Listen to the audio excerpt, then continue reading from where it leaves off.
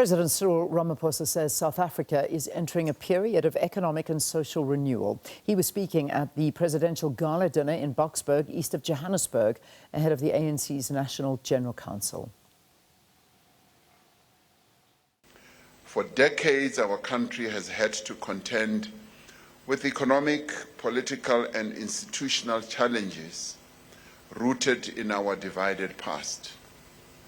In recent years, we had to confront crippling energy crises, rising unemployment, which is still with us, stagnant economic growth, corruption, and the destruction of public institutions during the era of state capture. The global COVID-19 pandemic further set back our recovery. And yet we stayed the course. We persisted, determined to get our economy back on track by implementing far-reaching transformational reforms.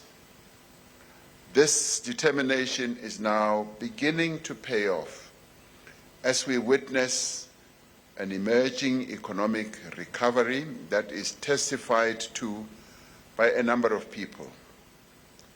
Electricity supply has stabilized and Eskom has been returned to operational viability. Together with regulatory changes and substantial private investment in renewable energy, we are laying the foundation for a competitive energy market that will reduce the cost of electricity for households and businesses. Right now, let's hand this over to Sakina and Samkele Maseko. They're both there at the ANC National General Council. Sakina, good morning to you. Well, morning once more, Leanne, and the sun, of course, rising from this part of Gauteng in the east, and I'm sure the good weather that we're seeing here, the ANC would wish for some of that good weather to shine on it during this week, and of course going into next year's local government elections and beyond. And I'm still here with Samkele Maseko just to look at some of the key issues. Samkele, this of course the fifth NGC for the ANC started in Gqeberha in 2000, then they went to Tshwane in 2005, then it was 2010 in Durban, they came to Midrand in 2015. We didn't have one in 2020 because of COVID, and of course now the fifth NGC here once again in Gauteng at Kempton Park, Birchwood, and this is of course a very pivotal one for the ANC. And I just want to look at some of the key issues. We started looking at those, assessing the balance of forces, strengthening governance, economic and societal policy shifts that the ANC has to contend with. But one of the other things is of course the national dialogue that we held earlier in this year, and that of course also coming against a backdrop of quite a bit of controversy, but again, looking at where the ANC finds itself currently and going into a pivotal, a critical local government elections in about a year's time. Let's talk to that national dialogue and how that fits into this whole picture. The national dialogue is going to be very important, particularly if you're looking at some of the issues facing South African communities. For instance, I spoke about Alexandra earlier on. You go to the people of Nyanga, Kukule, to Delft in the Western Cape, you go to Guamashu, you go to Ramaphosa informal settlement here in Ekurhuleni, Winematigizela informal, and a number of areas that are downtrodden within South Africa, the neglected and marginalized rural communities, economic development within those particular areas. You look at moves to form a new smart city, particularly within the Eastern Cape and KwaZulu-Natal within the South Coast.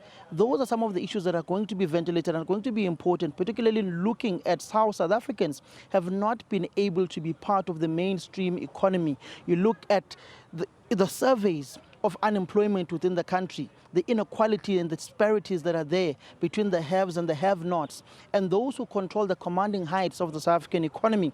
Those are the pertinent issues that these national dialogues across the country, when they are eventually rolled out, will have to deliberate upon. The issue of deplorable service delivery within communities within the country.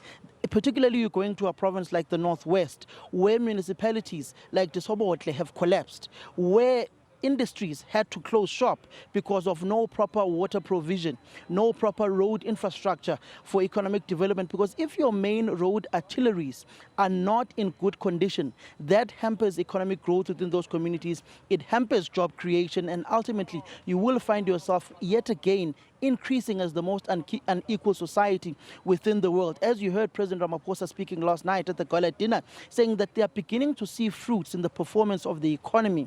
But what good is a performing economy when it does not yet create the jobs that are needed? You look at the various quarterly surveys, job surveys that are done, particularly within the construction sector, which was the biggest job creating sector in the last quarterly survey.